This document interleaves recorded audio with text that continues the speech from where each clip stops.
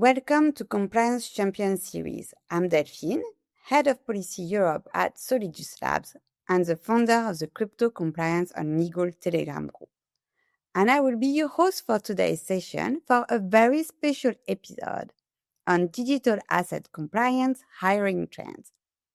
Indeed, we have just released the Solidus Labs Digital Asset Compliance Talent and Salary Guide that you can download on our website, and you will also find the link in the description.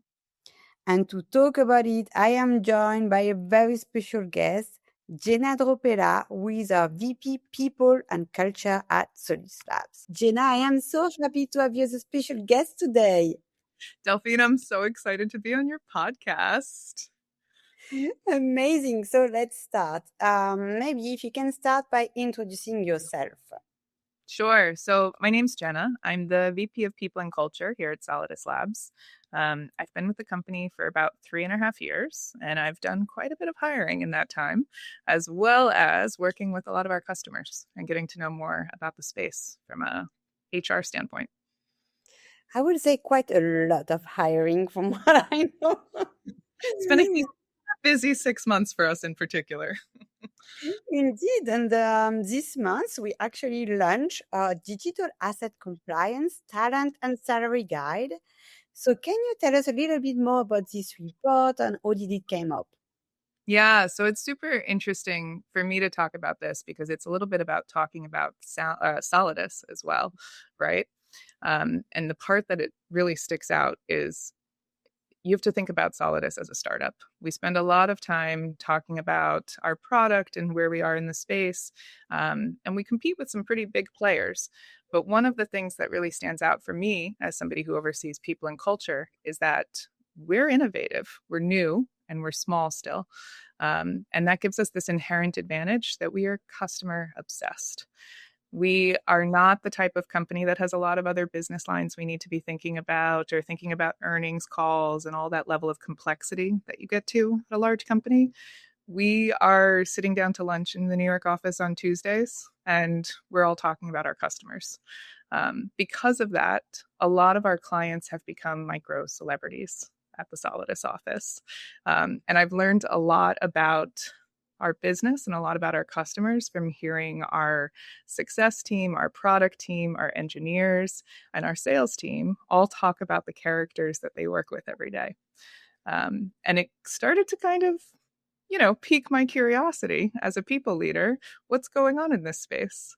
I will give you some context. We tend to have unusual customers. So we have some high risk of appetite. I know we have at least one motorcycle driving compliance officer, which was a very big surprise for me when I heard. One of our team members that we work with is also getting their pilot's license, which I was a little bit like, oh, that's interesting. Somebody in compliance wanting to learn how to fly. So I say all that to say, we've had a little bit of this, celebrity culture within the company when talking about compliance officers. And in the past year or so in particular, we've seen a lot of movement in the space. We've seen a lot of our customers moving from one firm to another, a lot of changes in who's hiring in different regions, a lot of expansion.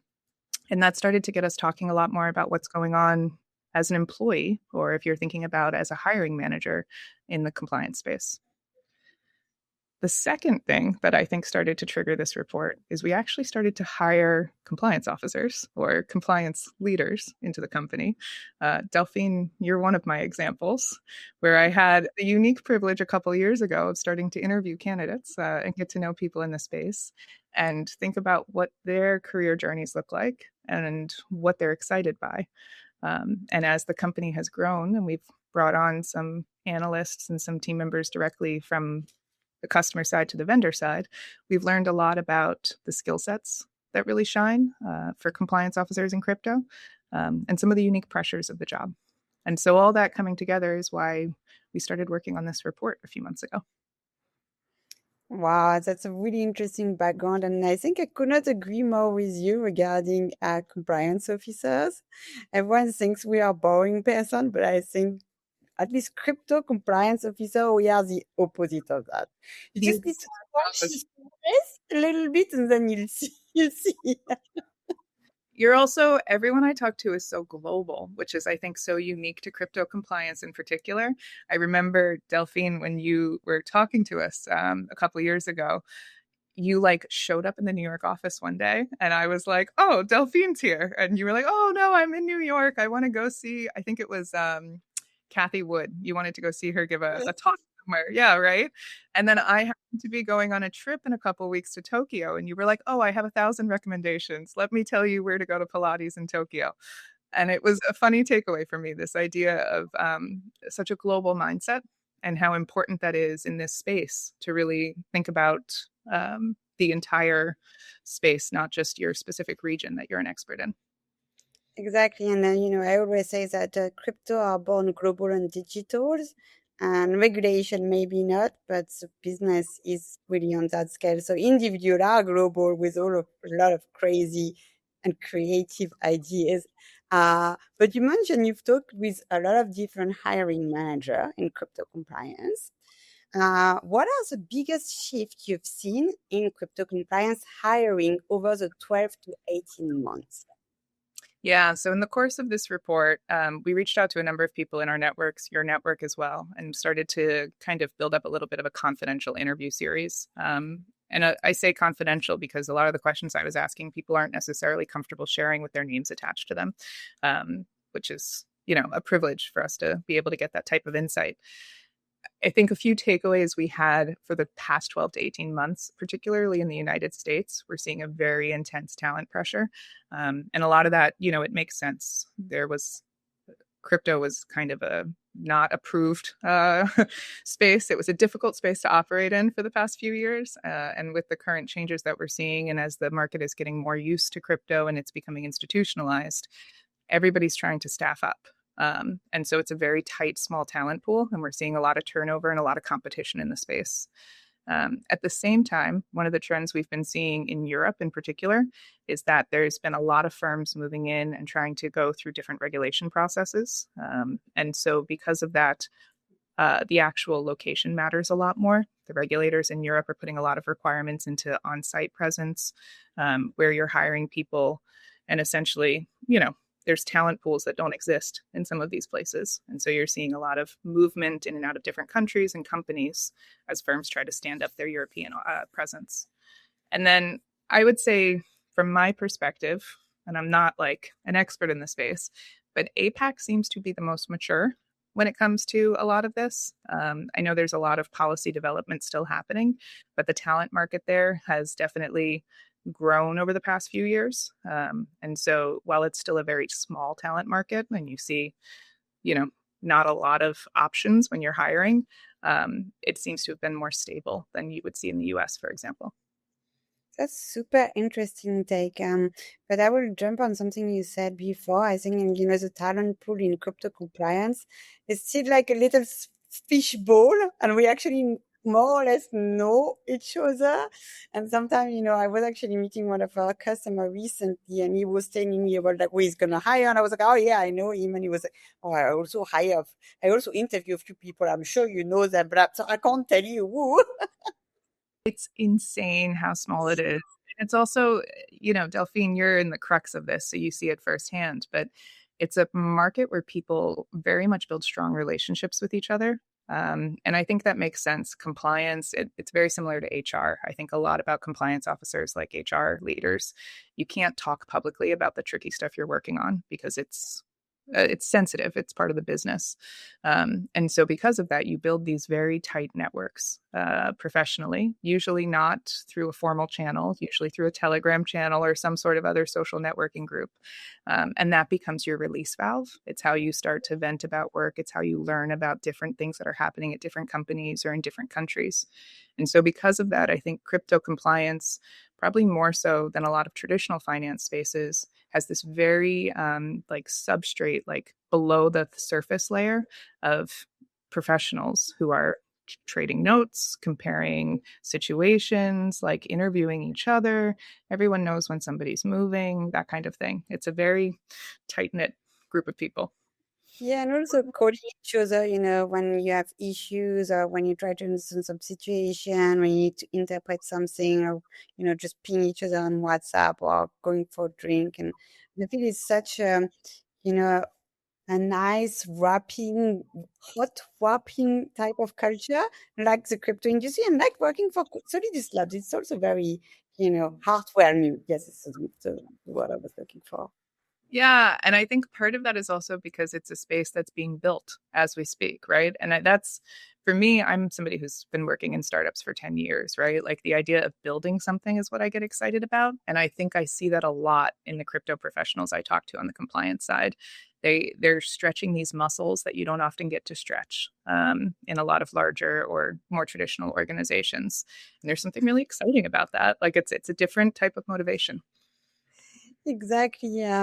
But during the interview you conducted, what did you think, or what did you feel was the biggest challenge as a hiring manager was facing? Because it's a small pot, we all know each other, but what was the main difficulties they have? Yeah, so obviously it depends on the job level and whether you're talking about senior leaders or whether you're hiring into your first line of defense or somewhere in the middle of management. A trend that I heard pretty consistently is knowing what you can train somebody on versus knowing the skills that they need to come into the business with. And this is different for each firm. So I didn't hear a consistent answer. I would often ask, like, are you more likely to hire somebody who understands crypto and then train them on market surveillance, for example? Or are you more likely to hire somebody who has a background in market surveillance and train them on crypto? And different leaders answered that question differently, which was an interesting takeaway for me. So I think being very specific as an organization, and this sometimes means working with your HR leaders or working with your internal training departments to identify what are the skills that somebody actually needs to have that I can't train them on in this space is the first big takeaway. Obviously, the talent pool pressure we talked about, like it's a small market. So there's a lot of trying to figure out how fast you can fill these roles given that tightness. And that's usually a financial pressure when you're talking about speed. I heard pretty consistently firms saying that they don't want to use agencies and they're CFO or whoever's controlling that recruiting budget is trying to keep it to network hiring or to direct applicants. And so that can often cause some trouble when you're negotiating then salaries and you don't have the agencies to kind of give you the benchmarking and everything. Um, and I think the third thing I heard pretty consistently was this need for people who are very solutioning. And this is a skill set I think of as a startup leader, but I think it's true also in a lot of spaces when you're trying to solve problems rather than operate. Um, Crypto compliance is very much a problem solving space still. And so, what leaders are looking for often is somebody who has the ability to approach problems and actually work with regulators or work with internal team members like your product and your engineering team to come to a solution, which is not always a skill set you would find in a compliance function. Very interesting. And I would add to that, when I was compliance officer myself, I always said to my boss, we should run the business. We know how to run a business. We should be the one doing that instead of waiting for them to take a decision. I mean, it's funny you say that. I actually had a few leaders tell me, and these are compliance leaders, right? So it's coming from their perspective, but they literally said the first hire we make when we're trying to go into a new market or when we're trying to expand the business is the compliance person, because we need to go through the process of getting, a relationship with the regulators. We need to cover all of these bases. And so to hire a compliance person first into a new territory or a new region, like you're talking about somebody who's also then going to help figure out all of the hiring, all of the like standing up a location, a business. Like it's a much different skill set. And it is, you're essentially running businesses. So I think it's consistent with what I heard as well. Interesting. And did they describe an ideal candidate, or is an ideal candidate something that exists? Again, I think it's very firm specific. I think when thinking about the most senior leaders, when thinking about chief compliance officers, what came across pretty consistently, and I'm going to phrase this in my own words, so you'll have to correct me, but it almost felt like there was this total collapse of the idea of the back office, right? So in traditional finance, you're used to this idea of front office and back office, and there's like time pressure involved in things, and there's client facing versus not client facing. And in crypto, because of the 24/7 market nature, because of the fact that everything is real time and instantaneous, um, that time scale is very different. And on top of that, you have the actual facing to the business and facing to the customer that you're expecting compliance leaders to do. And so compliance leaders are representatives of trust and credibility, where and like that's the core message they're carrying for a lot of these firms. And so it seemed to me as a clear takeaway that this idea of back office is completely gone in crypto compliance. This is a function, especially for leaders, where you need to be able to speak to the market. You need to be able to speak not just at the regulator level, but also, I mean, the compliance leaders I spoke to spend a lot of time at conferences. They spend a lot of time talking to investors. They spend a lot of time being very public facing. And that's, an important skill set that you need to grow. It doesn't come naturally for a lot of people. And then on top of that, being able to operate in that constant 24/7 mindset is an important skill set as well. I would agree with you. I think like maybe in crypto compliance you find more of those people than in the traditional finance space. From also the interview I do like in the podcast, I can see the difference between when I interview a crypto compliance officer and when I interview a more traditional finance where the company is getting into crypto. They are way more shy and secretive than the crypto one, more like, whoa. And it's also because they've been forced to be that way. A lot of large institutions, you're not allowed to do podcasts. You're not allowed to add posts to your LinkedIn, right? Like there's like a firm policy about marketing and about business development. And in crypto, it's the inverse. It's an expectation that leaders are able to actually, help grow the business and help represent what it is that makes the business unique. So it's a structural change too. Super interesting. I think you already replied to some of the question I have. So now I would like to know what are the biggest frustrations that the hiring manager express about the talent market, if there is any? One big one we heard had to do with compensation. So there's definitely, and I think about this. So I have to first say, as an HR leader, compensation is not a science, it's an art. And it is very specific to a lot of different factors and policies. But there's been this trend in crypto, and we talk about this outside of compliance. We talk about it across the board. There's like almost like a premium for when it comes to compensation for people who have crypto experience. And again, it has to do with the talent pool size. It has to do with how new this is to the market still. And also just like a little bit of chaos that comes when startups are doing hiring and they're creating a market. You're dealing with different compensation bands. You have different people making decisions. There's an urgency in hiring that is very different at larger organizations. And so because of that, there's definitely a premium on talent. And so that is something we heard pretty consistently, is that for hiring managers, being able to operate within their budgets and being able to find strong talent is sometimes difficult based on what they're working with. Another one goes back to what I was saying about training and being able to upskill people so that they can actually, you have to invest in people and invest a lot of time in onboarding and ramping people up. And that can be difficult in these environments where they're very fast paced and you want to very quickly get proof to a regulator or get some sort of system in place internally. And you have to kind of do that trade off with onboarding somebody. But Jena, I mean, you mentioned something really interesting. You talk about the art of, the compensation negotiation. Do you want to tell us a little bit more about that? I personally really curious about it. So can you please, elaborate?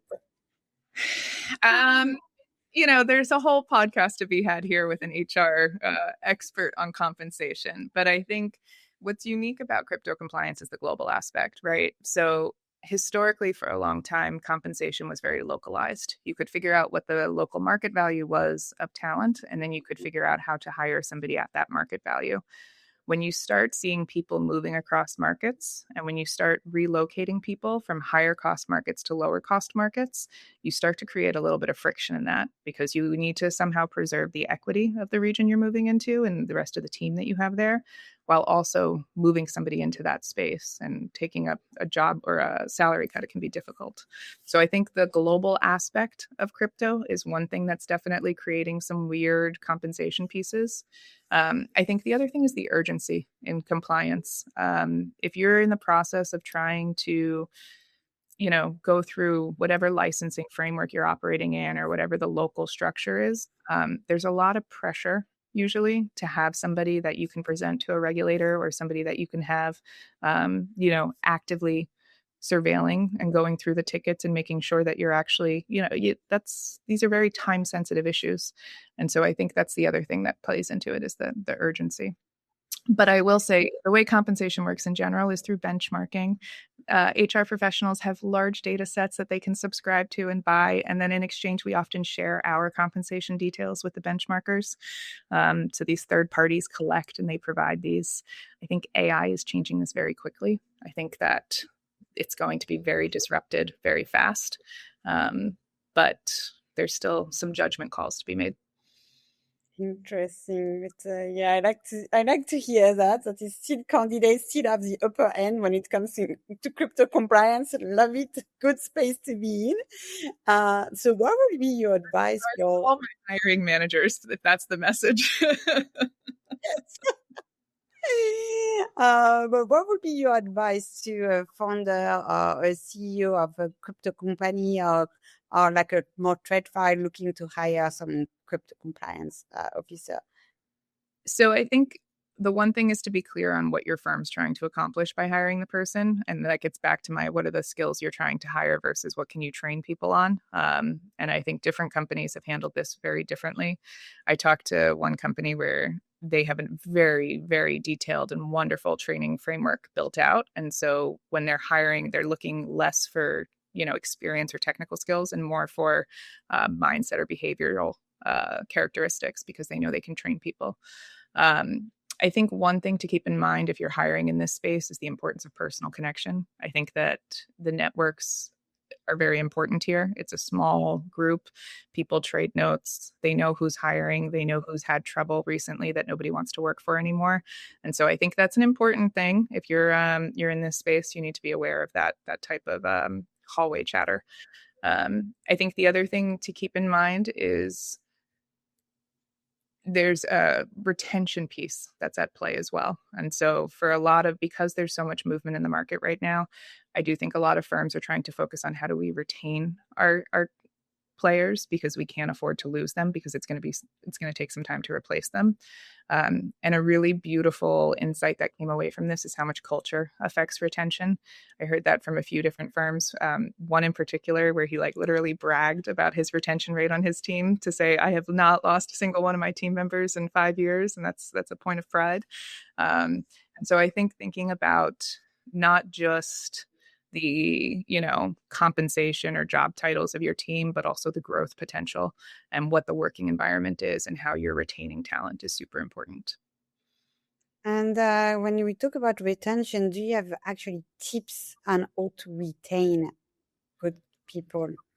Focus on growth. I think this is especially in the crypto compliance space. Like I mentioned, I think this is a space for builders still. The market is being created still. And so a lot of people are motivated by what am I learning? What are the new skills that I'm acquiring while I'm in this job? How am I expanding my presence in the market, my reputation? How am I actually often outside of the space I'm in? So more front office or more in the market. And I think that's an important thing as a leader to think about how are you actually upskilling your workforce? I heard one of the leaders I spoke to talked about how while she doesn't necessarily care as much about the certifications people receive when she's doing recruiting, she does think about it a lot for her existing team members to encourage them to continuously get more certifications and do more training outside in the market. Because for her, she knows that that's a sign that they're continuing to engage in the space and they're continuing to learn as professionals. So I think that's an important one for retention in crypto compliance. Thank you. And I know that we looked at the tip for, the founder, the hiring manager. What are the tips for the candidate on the do, on the don't during an interview? Any, interesting bits you have to share here? So high level a do would be, again, participate in the market, get to know where people are, get to know what the professional network is, get to know people in the space. This is a harder space to get into because it's so small and because the barrier to entry is higher. And so I think it's important to build those relationships and spend time getting to know what the different firms look like. A very tactical don't, and I say this as somebody who's done a lot of recruiting lately, don't use AI to tell you what to say during an interview. We all see it. It's like the reading of the screen while you're talking to somebody has become so apparent recently. That is not compliance specific at all. That's general hiring specific. But I think that's coming up more and more. And some of the managers I spoke to during these interviews said the same thing, that they see it and they're bringing people on site for interviews. They're bringing like weird questions into interviews. They're trying to disrupt that type of, automation. I'm wondering how you do that. So you're in an interview, and while the guy is asking you a question, you type it in ChatGPT? You don't even need to type it. There's software you can use where the audio gets automatically put into the LLM and it starts populating the answer while you're in the interview. That Yeah. sounds so wrong. Delphine, it's a wild world in recruiting right now. It's a wild world. Oh my God. Yeah. I mean, that's interesting, but that's a really good tip. I really like. I think, and the interview process is like, I always compare it to, it's easier than dating, but it's still a very people type of process where you need to make sure you get along with the person in front of you. And if you are reading some script, like, how does that work? How do you feel the human being and the relationship that you need to build at the end of the day, right? Yeah, I think too often we skew a little too heavily on technical answers and like what's the right answer to a question. And I think the recruiting industry, we created this problem, right? We started coming up with all these, let's ask this type of question or let's give them this trick and see how they answer. And it like became more about the content than about the person. So it's a problem. But I think that, you've been through recruiting processes. There's a need to actually make sure that you understand as a human, like, are we going to have a coffee together and be able to work on this problem? Because a lot of the work that we're doing in this space is, it's not delegating a task. It's working through complicated situations. Exactly. Yeah. And so what would you say is can stand out in a very strong candidate, like some I, you know, I think the number one in this space is curiosity. I think that this is such a fast evolving. bottom? Yeah, and it's so like unfortunately, I think half of the Solidus team is addicted to Twitter. We are spending way too much time constantly like, did you see this? Like this is happening, but it's kind of necessary in this space. And so starting from a place of being very curious about what's happening, and part of that is being open-minded. I think another thing that we haven't talked about so far, but I thought was really unique is there's a level of resiliency and conviction in especially the compliance function in crypto. You're talking about a space that has been so volatile over the past few years and will continue to be volatile for the next few years, right?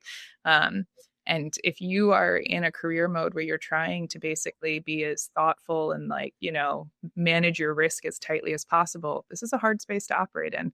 You have to be willing to be working in a space where your friends are like, why are you doing this? Crypto's terrible. Like that's like never going to last. And, it takes a little bit of conviction to say, no, I believe in this and I think it's worth investing the next few years of my life in. So I think those are important things I look for is people who are curious and people who are also willing to take unpopular stances or feel some sort of strong belief that, will make them stick through hard times. Very good tips. I like it. But no, I'm conscious of time. And we're Before arriving. Delphine, I have a question for you. Yeah, I still have a few questions for you, Jena, but go ahead. Can I ask you a question? Yes, go for it. Let's see.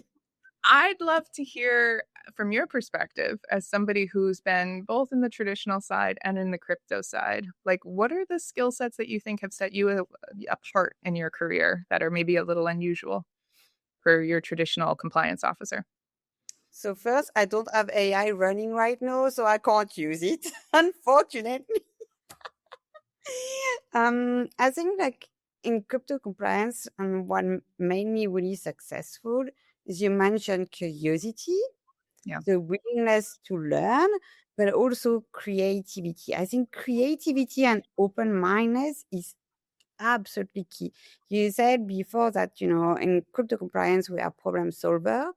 But if you are not creative, like I'm very creative in different way, I think it's compliance is not like drawing, but you can compare it to like cooking, for instance, where you need to have this mindset where, someone comes to you and they have a problem or they want to do something, and in traditional finance, you will look at them and say, the policy says no. In crypto compliance, you can't say no because you also want to win money as much as they want to win money. And you also want to, because it's a startup mentality, you want this company to be successful. So you want to make sure we are all successful and we make business, we make money.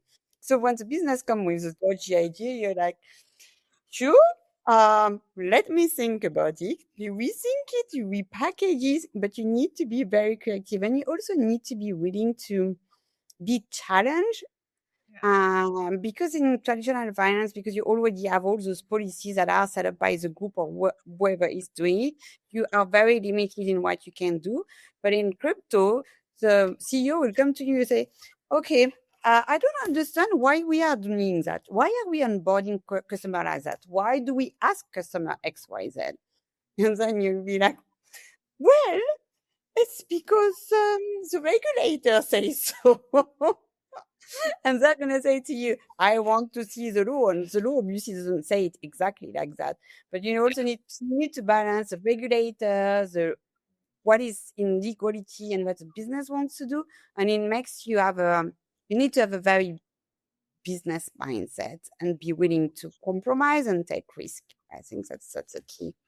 I think, and piggybacking on that, not just that you can be challenged, but that you can also do the challenging. And I think that's an important characteristic in this space, is that you have to also sometimes stand up for something and say, I don't have, to your point, I don't have an exactly written policy in this country yet to define this, but I know it's going to come. And let me explain to you why this is important.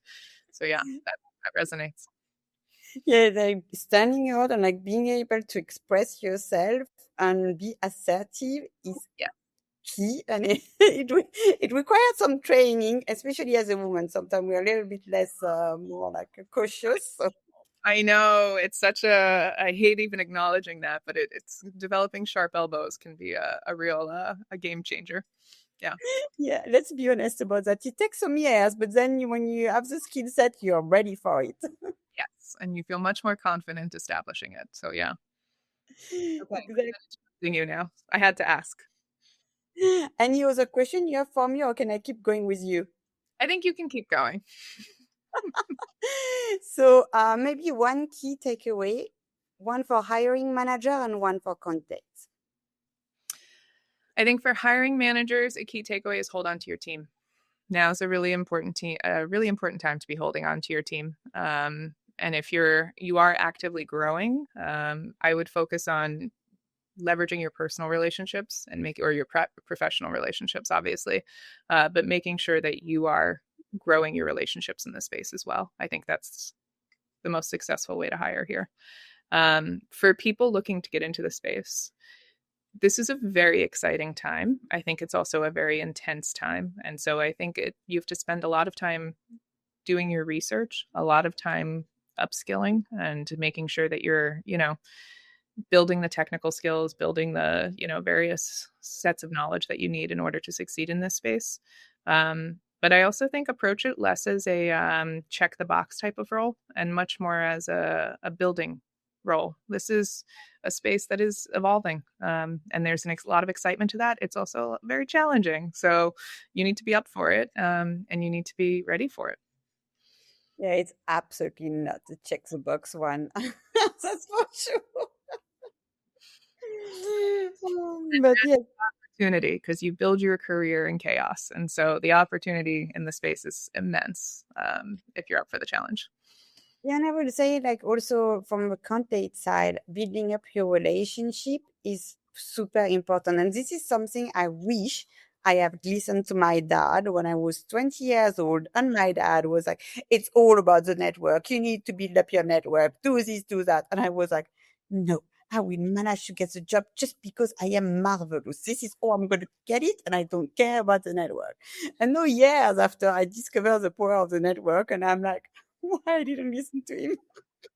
And I think it's that times 100 because of AI right now. I mean, to get back to some of the recruiting challenges, I open a role and I get 800 plus applicants immediately. Like the amount of volume right now because of all of these automations that AI has added to applications and to the recruiting process.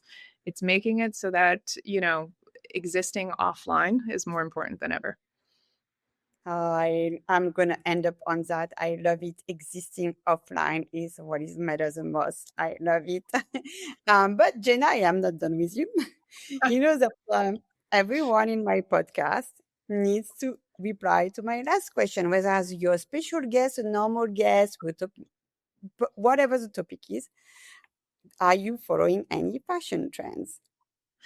I'm still very into the vintage area of fashion, and I would say I'm very bullish that it's going to get more and more important and exciting in the next few years. I think it's way too easy these days to buy the same thing everyone else has. Copy paste is way too easy, and so uniqueness stands out more than ever. And taste, I think taste is something you can't buy, and it's something you can only develop.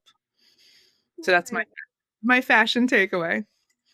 I love it, and it goes well with sustainability and respecting the environment. So 100 things last a lot longer than we give them credit for. exactly. But Jenna, it was a pleasure having you today. Thank you so much for all your insight. And to the listener, please download our digital asset compliance talent and salary guide. Thank you, Delphine. It's been an absolute pleasure. Thank you.